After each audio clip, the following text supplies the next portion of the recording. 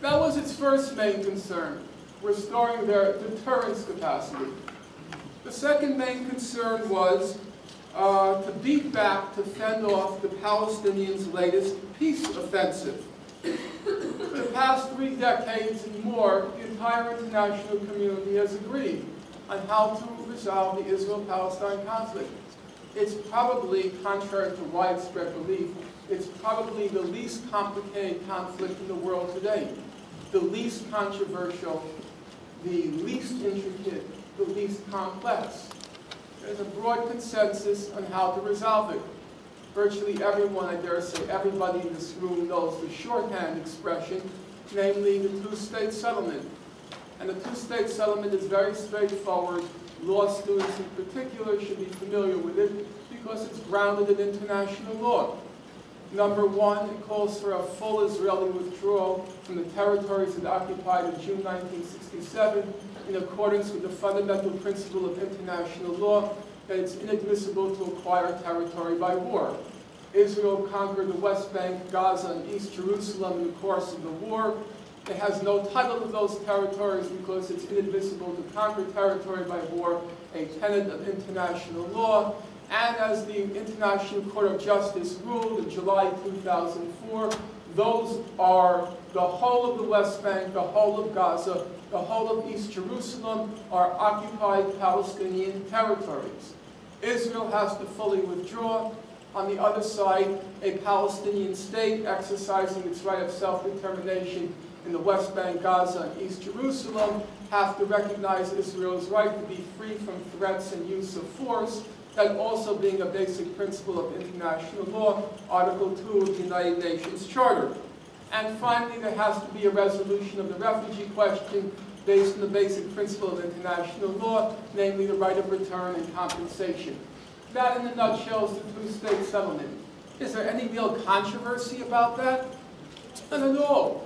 Every year, the United Nations General Assembly, every single year, votes on what's called the Peaceful Settlement of the Question of Palestine resolution. Every year. This past year, what was the vote? The vote was 164 to 7. The whole world on one side, on the other side, the United States, Israel, Australia, the Marshall Islands, Micronesia, Nauru, and Palau. That's it. Some of you have a very serious look on your face. You don't know what Nauru and Palau are. You're a little bit embarrassed. You're a little bit humiliated. You see your fellow classmates. You know Nauru and Palau like the back of their hands, like Brooklyn and Manhattan. And you don't know. At the risk, we want to be politically correct, not offend small countries, but we could say factually, the total populations of Nauru and Palau can fit the empty seats in this room. Actually, the total populations of the Marshall Islands, Micronesia, Nauru, and Palau can fit the empty seats in this room. As John Dugard, the great international lawyer, he calls them the South Sea powerhouses.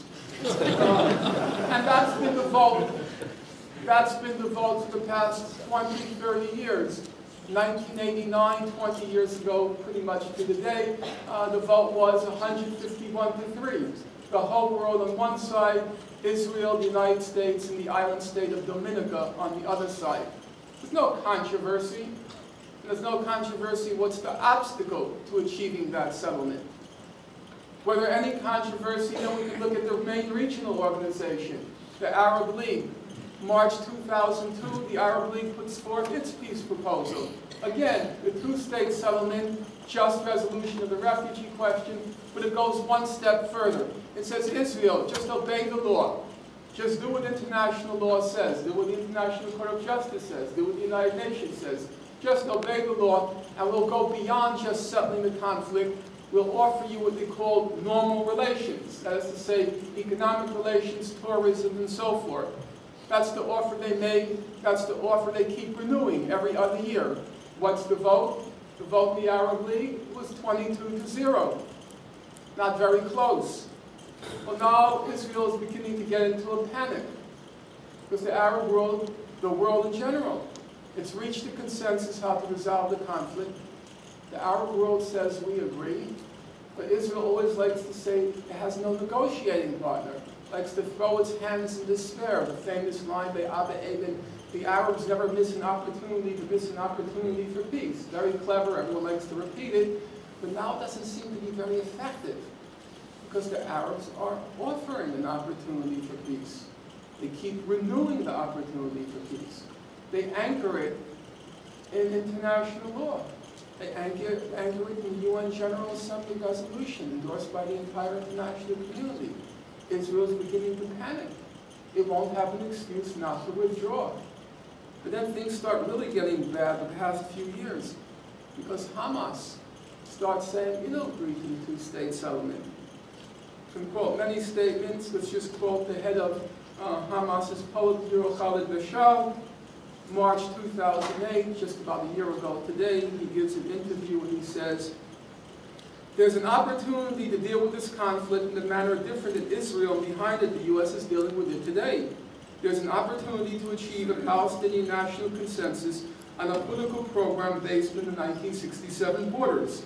And this is an exceptional circumstance in which most Palestinian forces, including Hamas, accept a state on the 1967 borders. There is also an Arab consensus on this demand, but no one is taking advantage of this opportunity. No one is moving to cooperate with this opportunity. Even this minimum that has been accepted by the Palestinians and the Arabs has been rejected by Israel and by the U.S. Well, now we have obviously a real problem in our hands. These Arabs are really acting in a diabolical fashion. Even Hamas is sounding too reasonable. But Hamas is not only sounding too reasonable, it gets worse. Hamas starts acting reasonably. In June 2008, Hamas enters into a ceasefire with Israel.